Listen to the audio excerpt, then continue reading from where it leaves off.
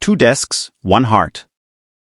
Fluorescent lights of Weber and Associates hummed their monotonous tune as Maya settled into her first day, her desk positioned directly across from someone named James Chen. She'd glimpsed him during her interview. Dark hair perpetually falling into his eyes, fingers flying across his keyboard with the intensity of a concert pianist.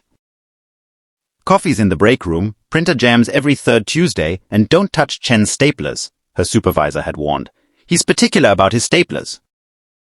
Maya had laughed, thinking it was a joke. It wasn't.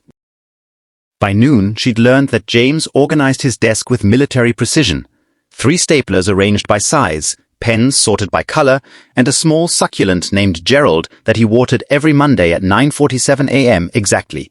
He was brilliant, their colleagues said. Impossible, they also said. Their first conversation happened on a Thursday. "You're using my stapler," he said flatly. Maya looked down at the silver device in her hand, then at the identical 2 on his desk. "You have 3.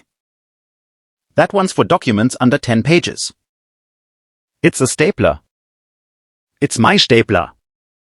She handed it back, and something flickered in his eyes. Amusement, maybe, or the ghost of a smile. "Welcome to Weber and Associates, Maya Patel." He knew her name. The weeks unfurled like pages in a book neither of them meant to read.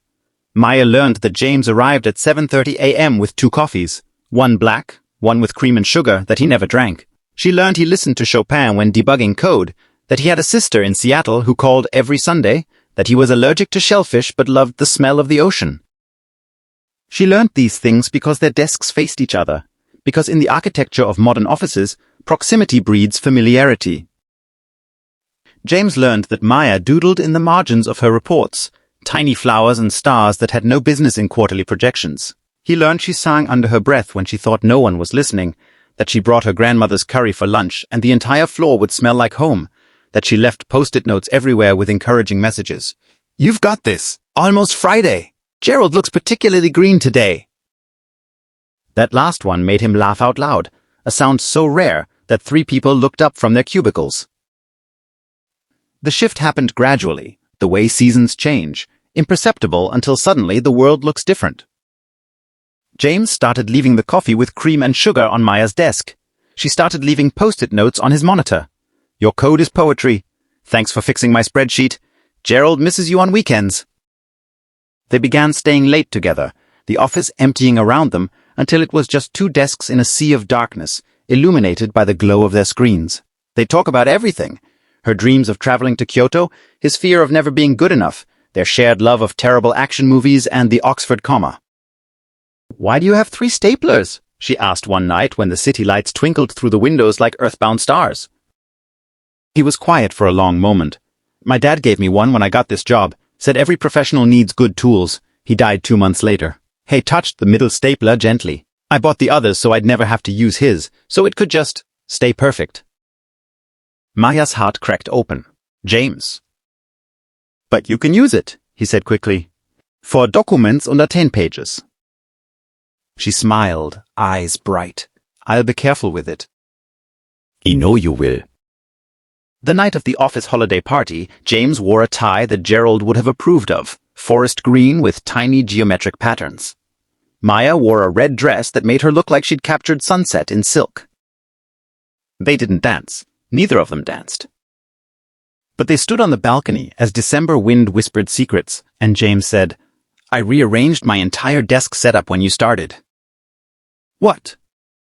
"It faced the wall. I turned it around so I could see you." Maya's breath caught. The notoriously particular James Chen disrupted his perfect system? "You were worth the disruption." He looked at her then, really looked at her, the way he examined his code, searching for truth in every line. "You've been worth every disruption." She kissed him as snow began to fall, soft and unexpected, the kind of moment that rewrites everything that came before it. On Monday, their colleagues found both desks pushed together, forming one long workspace. Gerald sat in the middle, presiding over staplers and post-it notes, over 2 coffee cups and intertwined hands. "That's against office layout regulations," someone muttered. The supervisor looked at James and Maya, at the way he laughed at something she'd drawn, at the way she'd reorganized his pens into a rainbow, and shrugged. "I'll allow it." Because love doesn't follow floor plans or office protocols. It doesn't care about proper desk arrangements or professional boundaries. It grows in the spaces between words, in shared silences and stolen glances, in staplers offered like olive branches and post-it notes left like love letters. Two desks that became one. Two hearts that had always been. Years later, at their wedding, James's best man would joke about the staplers. Maya's maid of honor would mention the post-it notes, now framed and hanging in their apartment. And when they'd dance, because they'd learned together, stumbling and laughing, Gerald would be there on the head table, small and green and perfect, a witness to the beautiful truth that sometimes the greatest love stories begin with the smallest proximities. Two desks.